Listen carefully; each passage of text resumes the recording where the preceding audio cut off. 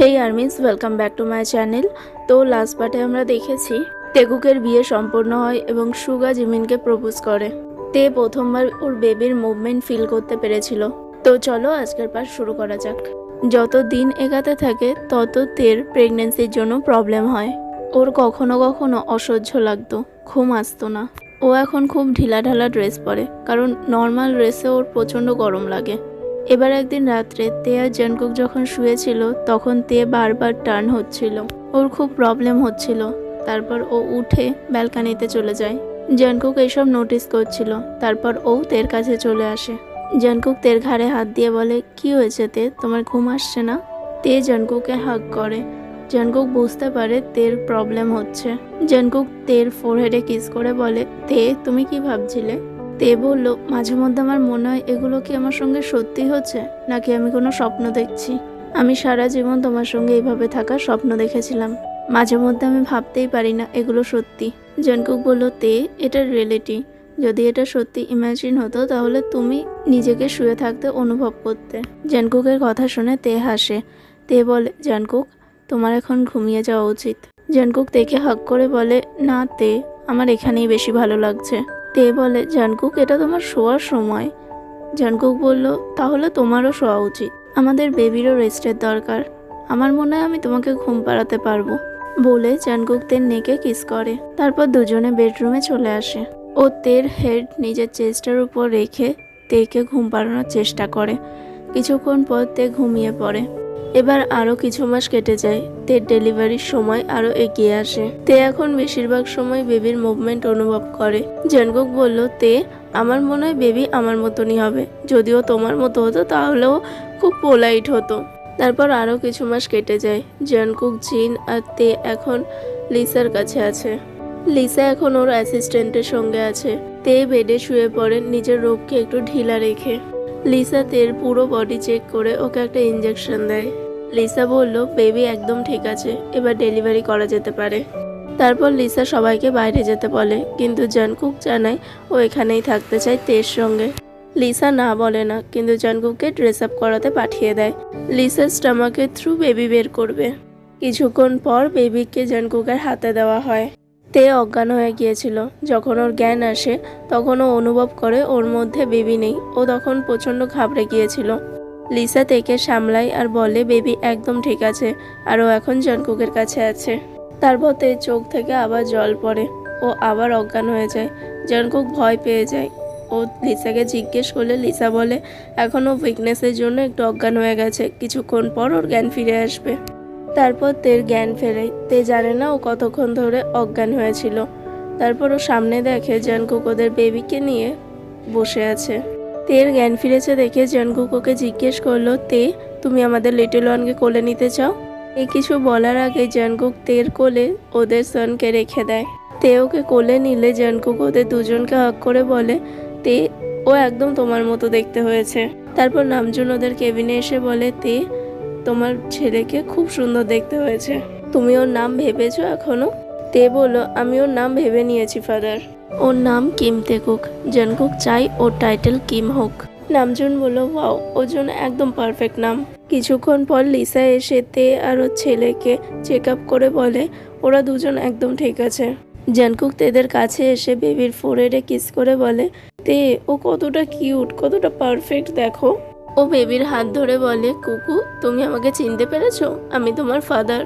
কিন্তু তেকুক ওকে কিক করে। গাইস, এখানে তোমরা কনফিউজ হও না, তেকুক কি হলো কুকু। অ্যাকচুয়ালি তেকুক ওর ভালো নাম, আর বাড়ির নাম জানকুক কুকু রেখেছে। বেবির কিক করায় জানকুক হাসতে থাকে আর তেকে বলে, তে ও আমাকে চিনতে পেরেছে। তারপর তিনজন হাসতে থাকে। দুদিন পর তেকে হসপিটাল থেকে রিলিজ করে দেওয়া হয়। ওরা ফ্ল্যাটে চলে আসে। আজ প্রথম রাত যেদিন ওরা কুকুর সঙ্গে কাটাবে। ওদের ফ্ল্যাটে ওদের যত না জিনিসপত্র ছিল তার থেকে কুকুর বেশি জিনিসপত্র ছিল। কুকুকে ওদের মাঝখানে শুয়ে ওরা দুজন দুপাশে শুয়ে পড়ে।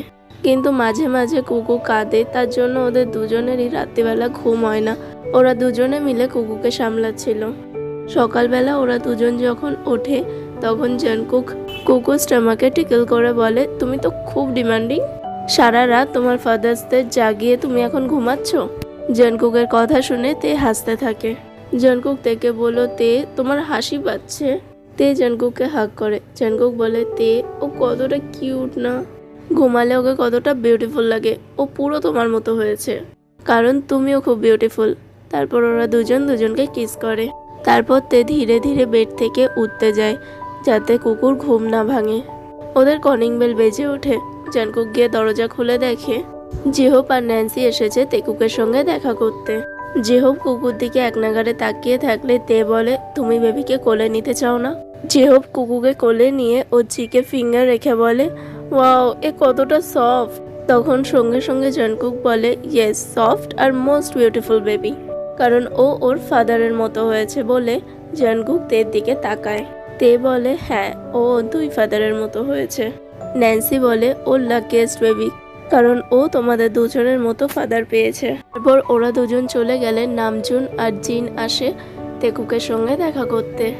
নামজুন কুকুকে কোলে নিয়ে বলে, তে তুমি এতদিন এখানে থেকেছো কাজের জন্য, আমি কিচ্ছু বলিনি, কিন্তু এখন থেকে তুমি কিম মেনশনেই থাকবে, কারণ আমি আমার নাতির থেকে দূরে থাকতে পারবো না।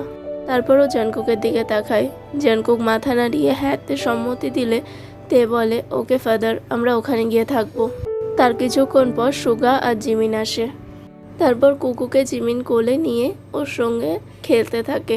সুগা থেকে বলে, তোমরা কিম মেনশনে থাকবে ঠিক আছে, কিন্তু মাঝে মাঝে বেবিকে আমার কাছেও নিয়ে যেতে হবে। ওর টাইটেল যতই কিম হোক, ও জিয়নও, তাই ওকে জিয়ন ফ্যামিলিরও রেসপন্সিবিলিটি নিতে হবে। অ্যাকচুয়ালি এখানে জঙ্কুকই বলেছিল বেবির টাইটেল কিম রাখতে, তাই সুগা একটু রেগেই এই কথাটা বলেছিল। জিমিন বলল, সুগা ওদের ডিসিশনকে তুমি এভাবে অপমান করতে পারো না। সুগা তখন বুঝতে পারলো ও তের সঙ্গে একটু খারাপ ব্যবহার করেছে, তার জন্য সঙ্গে সঙ্গে তের কাছে ক্ষমা চাইলো। তে বলল, ইটস ওকে ব্রাদার, আমি অবশ্যই কুকুকে জিয়ন ফ্যামিলির রেসপন্সিবিলিটি নেওয়ার উপযুক্ত বানিয়ে তুলবো, ওকে ওর ফাদারের ফ্যামিলি থেকে দূরে রাখবো না। তারপর সবাই নর্মাল কথা বলতে থাকে। তে হঠাৎ জিমিনের নেককে বাইট মার্ক দেখে তে জিমিনকে টিজ করে বলল, জিমিনা তোমাকে কি কোনো বড় মস্কিউটার কামড়িয়েছে? জিমিন বলল, মানে? তারপর তে ইশারা করে ওর নেককে দেখিয়ে বলল, এটা কি? এম্বারেসড হয়ে ওটাকে হাত দিয়ে ঢেকে নেয় আর রেগে সুগার দিকে তাকায়। তারপর তে হাসতে থাকে আর বলে, তোমরা কি দুজন একে অপরকে ভালোবাসো? জিমিন বলে, হ্যাঁ তে, আর আমি কিছুদিন পর ওকে বিয়ে করতে চলেছি। তে এক্সাইটেড হয়ে বলে, ও মাই গড সিরিয়াসলি, কংগ্রাচুলেশনস। জঙ্কুক এবার একটু ড্রামাটিক সুর করে বলে, সুগা তুমি আমাকে না জানিয়ে এরকম কি করে করতে পারো? আফটার অল আমি ওর ব্রাদার, তো তোমার উচিত ছিল আমাকে জানানো। সুগা বলে, যেভাবে তুমি আমাকে না বলে তেকে প্রেগনেন্ট করেছিলে, সেভাবে আমি তোমাকে না বলে জিমিনাকে ভালোবেসেছি। ওদের দুজনের কনভারসেশনে তে আর জিমিন প্রচণ্ড এম্বারেস ফিল করছিল। ওদের দিকে তাকিয়ে তে আর জিমিন একসঙ্গে বলে, শিমলেস। তারপর দুই জিয়ন ব্রাদার ওদের কিউট ওয়াইফিকে দেখে হাসতে থাকে। কিছুক্ষণ পর ওরা সবাই চলে গেলে জঙ্কুক বিছানার উপর শুয়ে বলে, আজকের দিনটা প্রচণ্ড ক্লান্তিকর ছিল। জঙ্কুক এবার কুকুকে হক করে বলে, তুমিও খুব ক্লান্ত হয়ে গেছো তাই না? একদিনেই কত রিলেটিভ ভিজিট করলো, আমাদের এই নিউজটা এত তাড়াতাড়ি বলা ঠিক হয়নি। তে কিছু বলতে যাবে তখনই দেখলো জঙ্কুক আর ওর ছেলে দুজনই ঘুমাচ্ছে। তে ওদের দুজনকে দেখে হাসতে থাকে। তারপর তেও কুকুর পাশে শুয়ে পড়ে। কুকুর উপর জঙ্কুক যে হাতটা রেখেছিল সেই হাতটাকে তে ধরে একটু হাসে, তারপর ঘুমিয়ে পড়ে। মাঝখানে কুকু আর দুপাশে ওর দুই ফাদার, এইভাবেই ওরা তিনজন ঘুমায়। তারপর কুকু ঘুমাতে ঘুমাতে একটা কিউট স্মাইল দেয়। তো এখানেই আমি এই ফ্যান ফিকশনটা শেষ করছি। তোমাদের কেমন লেগেছে প্লিজ আমাকে জানিও। আর আমি জানি আজকের ভিডিওটার মধ্যে প্রচণ্ড নয়েজ আছে, কারণ আমার বাড়ির পাশে কাজ হচ্ছে আর আমার শরীরটা আজ প্রচণ্ড খারাপ, গলাতেও ব্যথা, তো আমার ভয়েসটা প্লিজ একটু অ্যাডজাস্ট করে নিও তোমরা। সো আর্মিস প্লিজ আমাকে জানিও তোমাদের এই গল্পটা কেমন লেগেছে। ভালো লাগলে লাইক শেয়ার কমেন্ট করতে ভুলো না। আর প্লিজ প্লিজ প্লিজ সাবস্ক্রাইব করে দিও। আমি নেক্সট ভিডিও তাড়াতাড়ি দেওয়ার চেষ্টা করব। আজকের জন্য টাটা।